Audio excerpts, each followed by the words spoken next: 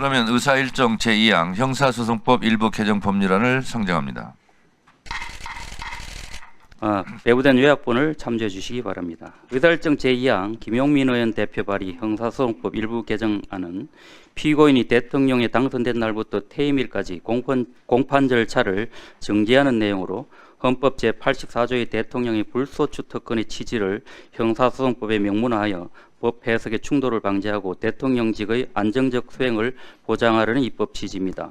개정안은 그 심사에 있어서는 재직 중인 대통령의 직무 수행을 보장하기 위한 불소추 특권의 취지를 고려하여 불소추 특권이 공소 제기부터 판결 확정 전까지의 전 과정을 포함한다고 볼 것인지 헌법 제84조가 문헌상 소추로 한정하고 있는 점을 감안하여 공소 제기 단계에 한정된다고 할 것인지 등을 종합적으로 고려할 필요가 있다고 보았습니다.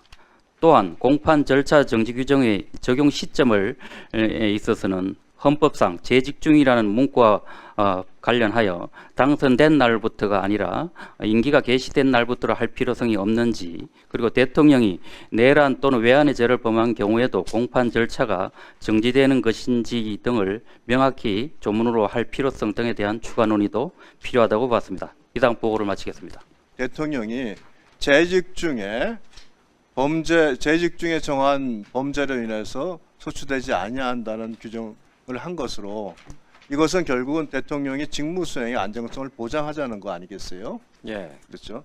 이 법률안 개정안을 보면 재직 중에 범죄인지 여부와 관계없이 기존에 진행되고 있던 사건의 모든 재판의 공판 절차를 정지한다, 이렇게 지금 규정을 하고 있어요.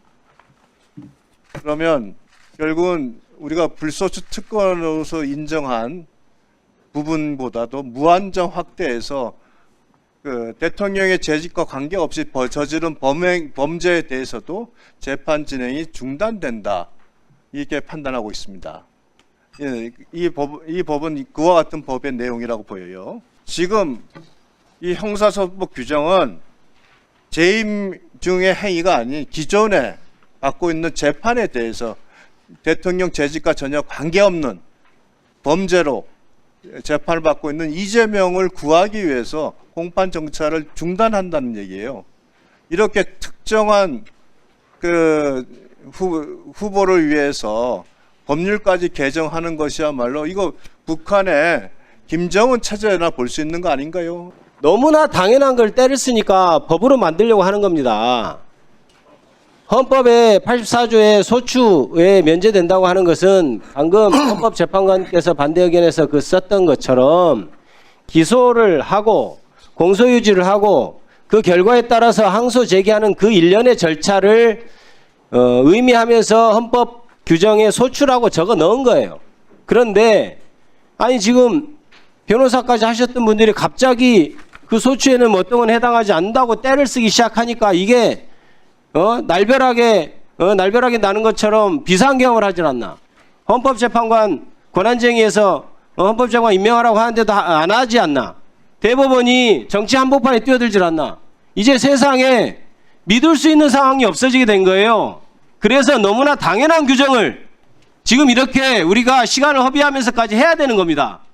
헌법에 분명히 소추라고 되어 있는데 아마 이런 상황을 가정하지 못했기 때문에 어디 대통령에 출마하는 사람이 그 전에 선출하기 전에 이렇게 많은 범죄로 재판받고 있고 이미 하구심에서 유죄 판결이 난 것, 그리고 대법원에서도 유죄 취지로 파기 환송됐음에도 불구하고 누가 후보직을 유지하고 끝까지 대선에 출마하겠느냐라고 하는 그런 생각 때문에 아마 소추니 앞에 수사니 재판이니 굳이 그런 이야기를 달지 않았을 것입니다. 그러나 명백하게 소추라고 되어 있고요. 이 범위를 넘어서서 특정인에게 특혜를 주는 것은 저는 헌법상 허용되지 않는다고 생각합니다. 윤석열이 무슨 짓을 벌였습니까? 정적을 제거하기 위해서 임기 내내 야당 후보였던, 그러니까 상대당 후보였던 이재명 후보를 수사하고 탈탈 털었죠. 그런데 무죄가 나오니까 무슨 짓을 했습니까? 내란을 저질렀고 무죄를 선고한 판사를 체포하라고 했습니다. 그런 짓거리를 한 집단들이 있으니까 말도 안 되고 어떻게 보면 너무나 당연한 입법을 해야 되는 상황, 이 상황이 우스운 겁니다. 그런데 어제 대법원이 무슨 짓을 했습니까? 판결을 빙자해서 지금 사법 쿠데타를 일으켰다라고 국민들이 우려하고 걱정을 하고 계십니다. 그런 상황이라면 공소기각 결정이 너무나 당연한 것인데 학설상 너무나 당연하게 이행돼야 되는데 그것이 안 될 것 같으니까 명확하게 그러면 명문의 규정에 정지 규정이라도 넣어야 될 필요성이 있다. 이렇게 얘기하고 있는 것입니다. 아까 오전에도 답변이 있었던 것 같습니다만은 판결에 대한 비평은 얼마든지 가능하지만 최고법원의 판결과 또 법관에 대한 존중이 없이는 법치주의도 또 이를 뒷받침하는 우리 헌법기관도 존재할 수 없다는 생각이기 때문에 판결에 대한 비판, 최고법원에 대한 판단은 존중돼야 된다. 그거는 이렇게 들리네요. 쿠데타를 해도 통치행위니까 비판하지 마라 이런 말하고 똑같이 들려요. 우리가 지금 이 비판하는 것이 판결에 대해서 비판하고 있습니까? 대법원의 정치 개입에 대해서 비판하고 있는 거예요. 행정처장님 그것을 모르시고 지금 얘기하나요? 우리가 대법원 판결이 어떻다 이걸 얘기하는 게 아니에요. 더 큰 문제. 대법원이 어찌어찌 해야 되는데 지금 정치적 중립성을 완전히 어기고 정치 한복판에 끼어들었다 이걸 지적하고 있는 겁니다. 지금까지 행정처장님 법관 해오시면서 이런 사례를 본 적이 있습니까? 없잖아요.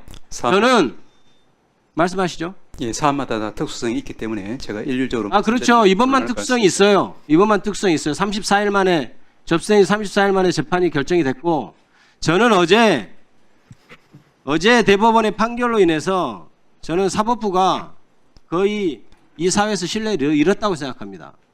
그리고 제 개인적으로는 일반 국민들도 그러겠지만 저는 더욱더 법조인으로서 법원 판사들 특히나 대법관님들 이분들에 대한 기본적인 존경 그리고 믿음이 있었어요. 저는 누구보다도. 그런데 저는 어제 그 판단으로 인해서 그것이 다 사라졌습니다.